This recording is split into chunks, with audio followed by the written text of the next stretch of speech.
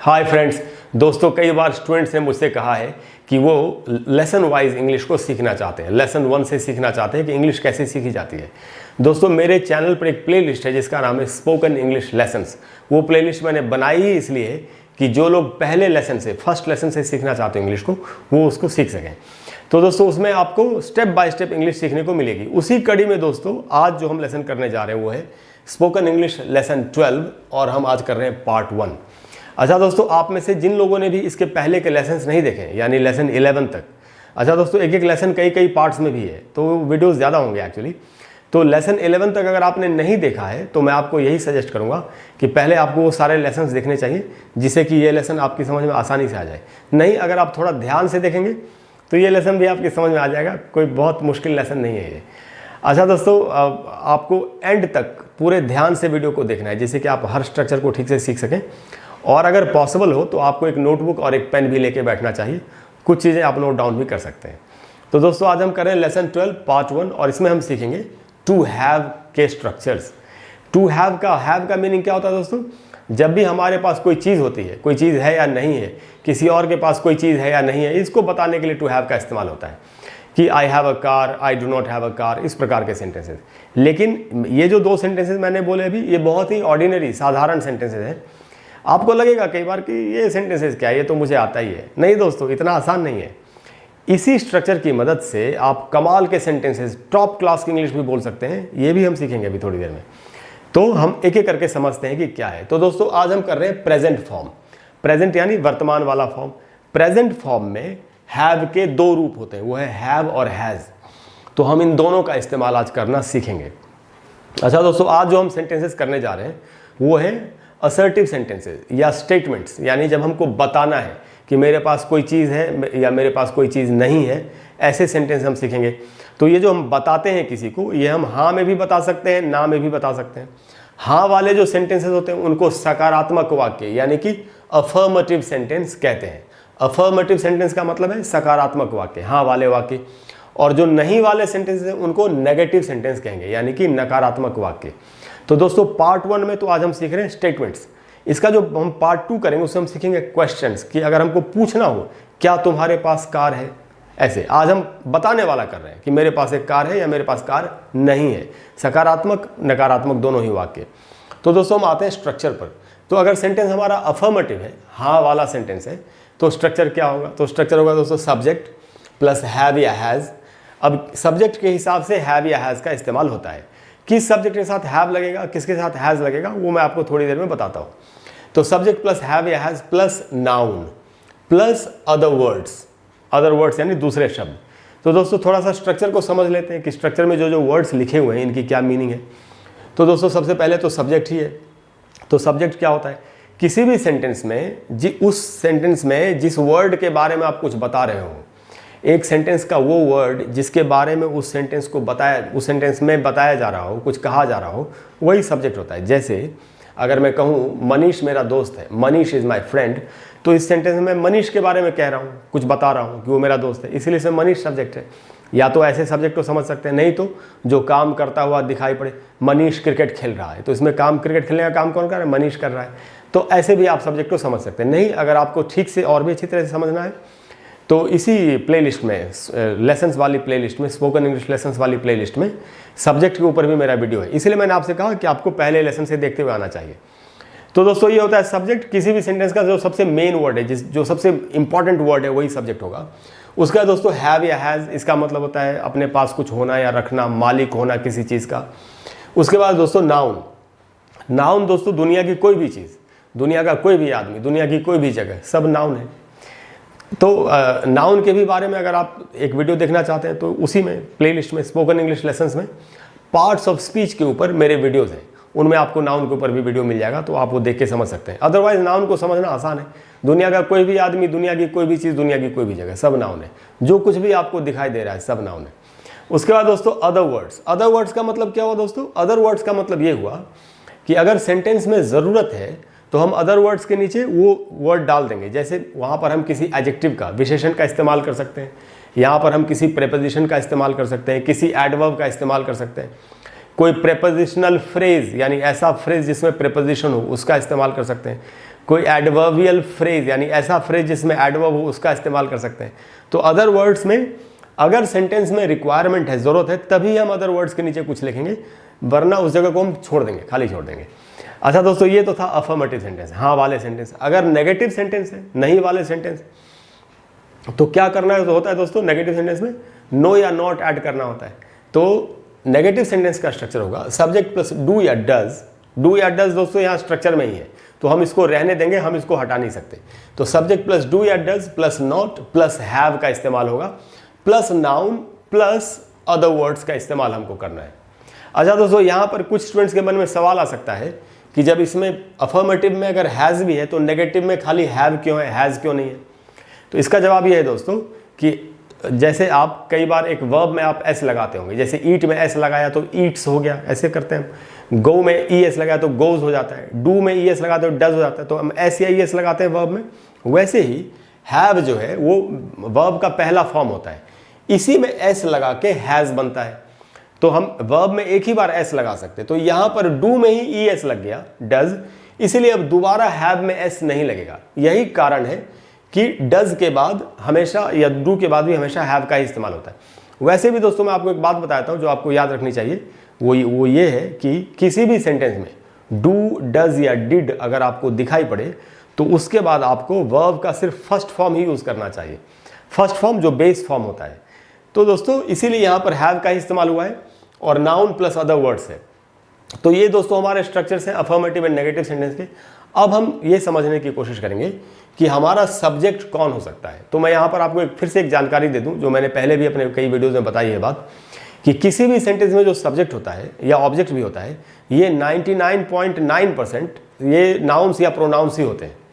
कोई भी नाउन और नाउन के बदले में जो शब्द लगे वही प्रोनाउन है। नाउन और प्रोनाउन है तो एक ही चीज़, खाली वर्ड बदल जाता है। ये भी हमको ध्यान से समझना चाहिए। तो यहाँ पर हम किसी भी नाउन या प्रोनाउन का इस्तेमाल कर सकते हैं अपने सब्जेक्ट को बनाने के लिए।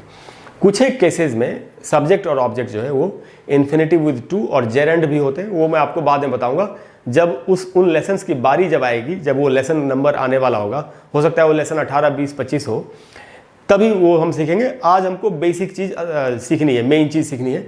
तो जो सब्जेक्ट है हमारा वो नाउन या प्रोनाउन कोई भी हो सकता है। तो कुछ ऐसे प्रोनाउंस हैं जो हमेशा सब्जेक्ट बनते हैं, वो है सब्जेक्ट प्रोनाउंस, और उनको कहा जाता है सब्जेक्ट प्रोनाउंस, और वो है I, we, you, he, she, it और दे। आई की मीनिंग होती है मैं, आप जानते ही हैं। वी की मीनिंग होती है हम या हम सब या हम लोग। अच्छा दोस्तों, ये यू जो है, यू सिंगुलर भी होता है, प्लूरल भी होता है, एक वचन भी है, बहुवचन भी है। तो सिंगुलर में इसकी दो मीनिंग होगी, तुम या आप। हिंदी में तो अलग अलग है, तुम, आप। इंग्लिश में एक ही है, यू, सबको यू ही बोलते हो। या अगर प्लूरल हो, बहुवचन, तुम सब या आप सब, तो इंग्लिश में इन चारों के लिए एक ही वर्ड है और वो है यू। ये हमको याद रखना है। उसके बाद दोस्तों ही का मतलब होता है वह, कोई भी एक लड़का। शी, वह, कोई भी एक लड़की। उसके बाद दोस्तों इट का मीनिंग है यह, और ये किसी भी नॉन लिविंग थिंग, निर्जीव वस्तु के लिए आप इस्तेमाल करेंगे। जानवरों के लिए और छोटे बच्चों के, इंसानों के छोटे बच्चों के लिए भी इट का इस्तेमाल किया जा सकता है। उसके बाद दोस्तों दे का मतलब होता है वे या वे लोग या वे सब, और दे जो है ये बॉयज़ के लिए भी, गर्ल्स के लिए भी, या निर्जीव वस्तु सब के लिए इस्तेमाल कर सकते हैं।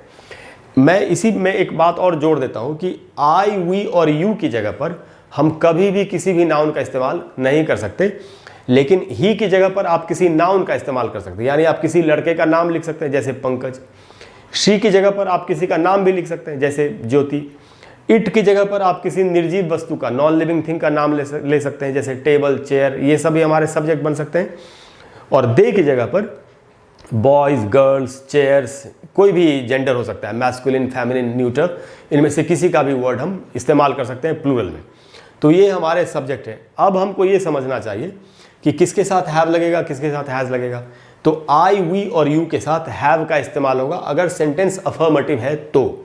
अगर सेंटेंस नेगेटिव है तो डू नॉट हैव का इस्तेमाल करेंगे। और इसी को शॉर्ट में यहाँ आप देखेंगे तो मैंने लिखा है डोंट या डजंट। ये जो डू नॉट है इसको आप डोंट भी बोल सकते हैं और डज नॉट को डजंट भी बोल सकते हैं। तो डू नॉट या डोंट भी कहा जा सकता है। जैसे I do not have a car को I don't have a car भी कहा जा सकता है, वो आप जानते ही हैं। अच्छा दोस्तों, जो ही, शी और इट है, इनके साथ आपको अगर सेंटेंस अफर्मेटिव है, हाँ वाला सेंटेंस, तो आपको हैज़ का इस्तेमाल करना है। He has a car. अगर नेगेटिव है सेंटेंस तो जहाँ हैज़ है वहाँ डज नॉट हैव का इस्तेमाल होगा। He does not have a car, उसके पास कार नहीं है, he does not have a car, या शॉर्ट में he doesn't have a car, ऐसे यूज करेंगे। दे के साथ दोस्तों अगर सेंटेंस अफर्मेटिव है तो हैव का इस्तेमाल करेंगे, अगर नेगेटिव है तो डू नॉट हैव या डोंट हैव का इस्तेमाल करेंगे। तो दोस्तों ये तो थे हमारे स्ट्रक्चर्स और हमारे सब्जेक्ट प्रोनाउंस। अब हम थोड़ा एग्जाम्पल्स को समझते हैं कि इन स्ट्रक्चर्स के ऊपर हम एग्जाम्पल्स कैसे बना सकते हैं और किस तरह की बातें बोली जा सकते हैं, ये सीखना सबसे ज़्यादा इंपॉर्टेंट है। तो मैंने कुछ एक एग्जाम्पल्स यहाँ पर आपके लिए बनाए। जैसे पहले मैं आपको बहुत ही साधारण वाक्य इसमें बना के बताता हूँ कि हम कैसे बहुत ही ऑर्डिनरी बात को कैसे बोल सकते हैं। तो जैसे यहाँ किसी से पूछा किसने, क्या तुम्हारे पास बाइक है, तो कह रहा है कि हाँ मेरे पास बाइक है, मेरे पास बाइक है, आई हैव अ बाइक, ऐसे कहा जाएगा। दोस्तों ये कैसे बना सेंटेंस, अगर इसको स्ट्रक्चर से समझने की कोशिश करें तो ये रहा स्ट्रक्चर। ये एक अफर्मेटिव सेंटेंस है, हाँ वाला सेंटेंस है। वो ये तो नहीं कह रहा कि मेरे पास बाइक नहीं है, वो कह रहा है मेरे पास बाइक है, यानी कि ये एक अफर्मेटिव सेंटेंस है। तो हमको अफर्मेटिव सेंटेंस का स्ट्रक्चर देखना चाहिए।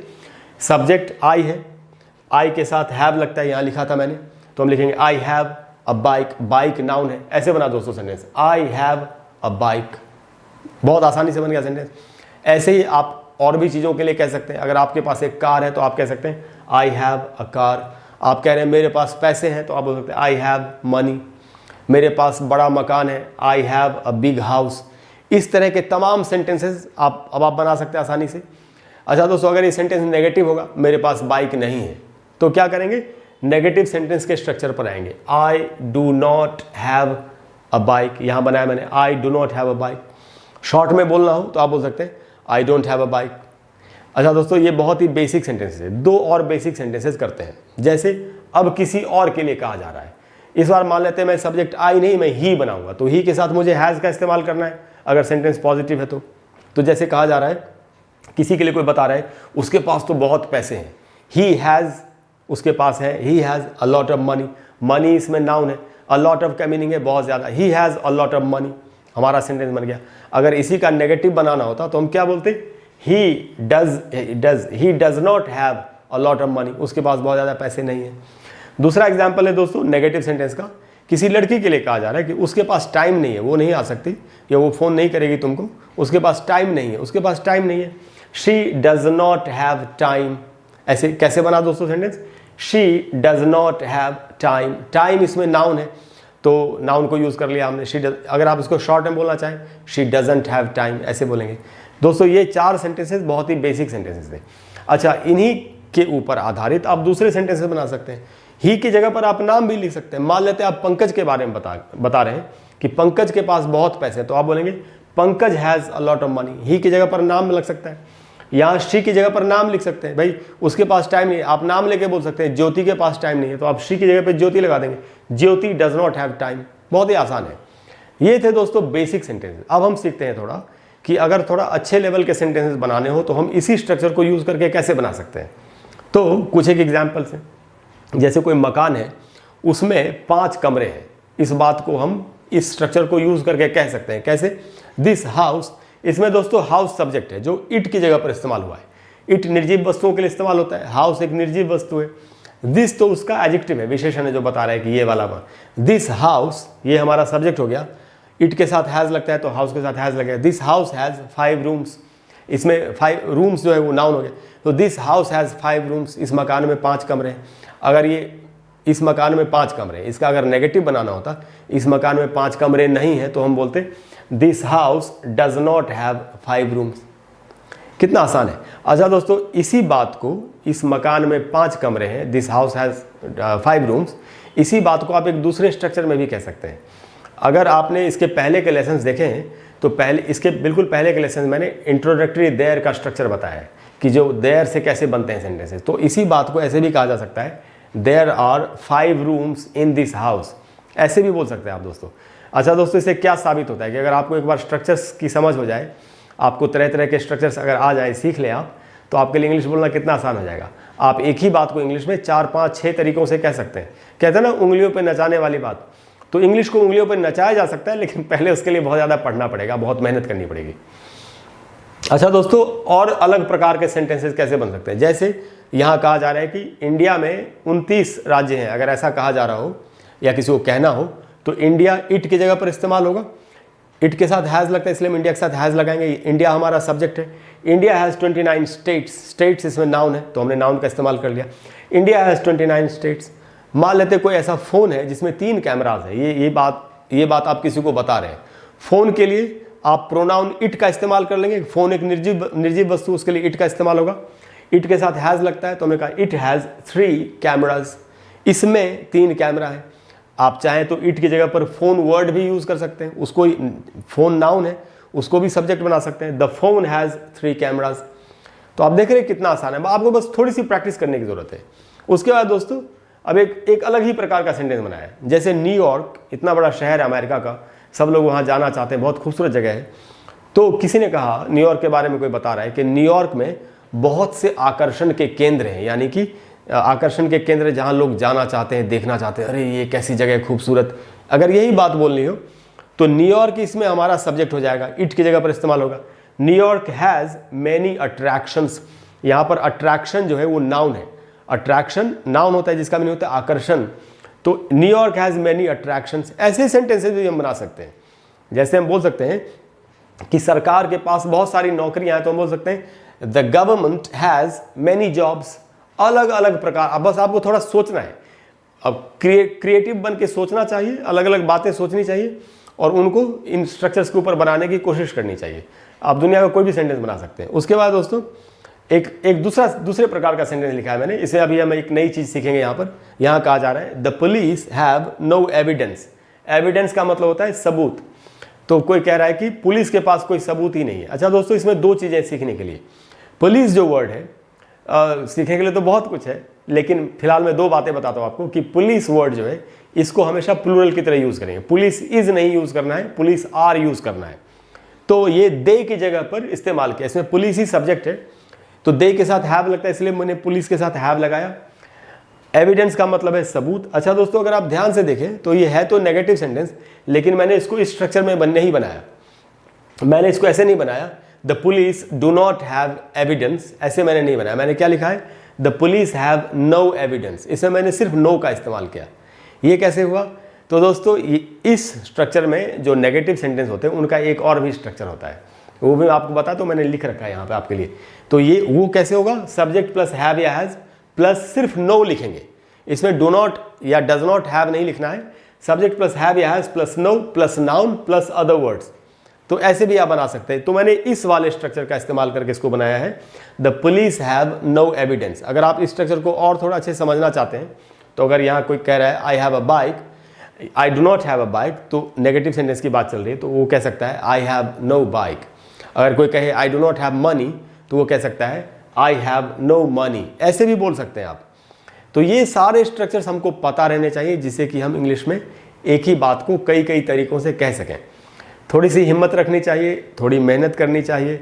आपको बहुत लोग कहेंगे कि आपको ग्रामर नहीं पढ़ना पड़ेगा तो बोलने से अंग्रेजी आ जाएगी। ये सब झूठ है और बकवास है। एक्चुअली ये बकवास वर्ड मैं यूज़ नहीं करना चाहता था, लेकिन है ये बकवास ही बात।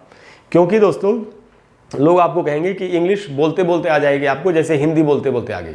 वो लोग ये भूल जाते हैं कि हिंदी हमारी मातृभाषा है, इसलिए हमको हिंदी बोलते बोलते आ गई। इंग्लिश हमारे लिए एक विदेशी भाषा है, जैसे रूसी, फ्रांसीसी, दूसरी भाषाएं, इनको सीखना पड़ेगा आपको। जैसे रूसी भाषा आती है मुझे, मैं अगर आपसे पूछ लूँ कग व ज़बूत, तो आप तो नहीं समझे ना, आपको पढ़ाई करनी पड़ेगी। मैंने आपसे पूछा आपका नाम क्या है, ये मैंने रशियन लैंग्वेज में आपसे पूछा, तो ये तो पढ़ना पड़ेगा। वैसे अंग्रेजी हमारे लिए एक विदेशी भाषा है। ये बात अलग है कि हम इसको इंडिया में बहुत ज़्यादा है, हम बचपन से सीखने लगते हैं, लेकिन है तो हमारे लिए विदेशी भाषा। इसीलिए आपको हर सेंटेंस को बनाना सीखना पड़ेगा, वर्ड्स की मीनिंग सीखनी पड़ेगी, तभी आप अंग्रेजी को ठीक से सीख सकते हैं। ग्रामर जो है वो रीढ़ की हड्डी है। जैसे आदमी के शरीर में रीढ़ की हड्डी नहीं हो तो आदमी जिंदा नहीं रह सकता, वैसे ही ग्रामर, व्याकरण किसी भी भाषा की रीढ़ की हड्डी होती है। अगर रीढ़ की हड्डी नहीं होगी तो हम कहाँ से लैंग्वेज को सीख नहीं सकते कभी। इसीलिए एकदम प्रॉपरली इसको सीखने की कोशिश करनी चाहिए। दोस्तों मुझे उम्मीद है कि स्ट्रक्चर को सीखने के बाद आप बहुत सारे सेंटेंसेस बना पाएंगे और आपके लिए इंग्लिश लिखना और बोलना दोनों ही आसान हो जाएगा। मेरा मकसद ये है कि आपको लिखना आ जाए बहुत अच्छे तरीके से, जो आप स्ट्रक्चर्स को यूज़ करके सीख सकते हैं। अच्छा दोस्तों, अगर वीडियो अच्छा लगा आपको, आज की क्लास अच्छी लगी हो तो प्लीज़ वीडियो को लाइक करें और शेयर करें और चैनल को सब्सक्राइब करें। दोस्तों के साथ शेयर ज़रूर करना चाहिए जिससे कि उनको भी इसका फ़ायदा हो और वो भी ये स्ट्रक्चर्स को सीख सकें। अच्छा दोस्तों, अगली बार हम जब मिलेंगे तो हम करेंगे इसका पार्ट 2, लेसन 12 का पार्ट 2, जिसमें हम क्वेश्चंस बनाना सीखेंगे, इंट्रोगेटिव सेंटेंस। ठीक है दोस्तों, अगली क्लास में मिलते हैं और पार्ट 2 सीखते हैं। Thank you very much, I will see you soon, bye bye.